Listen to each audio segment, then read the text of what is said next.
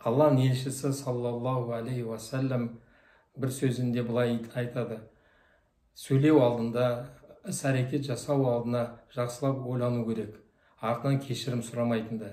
Яғни кей кезде адам бір нәрсені айтып қояды, бір нәрсені істеп қояды, артынан өкініп, ұялып, осы кешірім, ұят болды, кешірім сұрау керек деп жағдайға түседі. Кейбір адамдар барып батылдығы жетеді, ерлік жетеді, барып кешірім сұрайды, Алланың сауабын ойлап. Кейбірлер оны айта алмайды, бірақ жүреді, сол өзінің кінәлі екенін біледі, бірақ кешірім сұрай алмайды. Енді өзі жетеді, кешірім сұрау тек қана сөзбен ғана емес, осы іс-әрекетпен көрсетсек, өзіміз өкінген, ол да өзі де кешірім сұрағандай болады.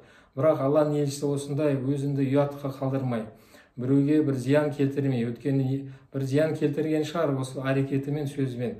Сондай жағдай болмау үшін алдын ала ойланып әрекет істеу керек. Жақсылап білімге салып, ақылмен ойланып, дұрыс па, дұрыс емес па, шындық па, шындық емес па, Алла разы болатын айтқан сөз ба, жоқ па деп соған көз жеткізіп, содан кейін ғана сөйлеу керек. Бір сөзінде пайғамбарымыз саллаллаху алейхи уассалам айтады: бір адам бір сөзді сөйлеген кезде мән бермейді, бір сөзбен жәннат ең жоғары дәрежеге жетеді.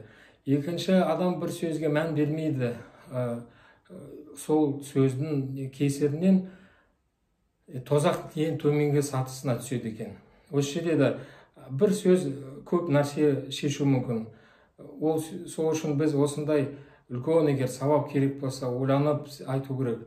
Және күнәға батып қалмау үшін онда ойланып айтылған сөздер бәрі білімге сай, шындық болу керек, көзіміз жеткізу керек біз.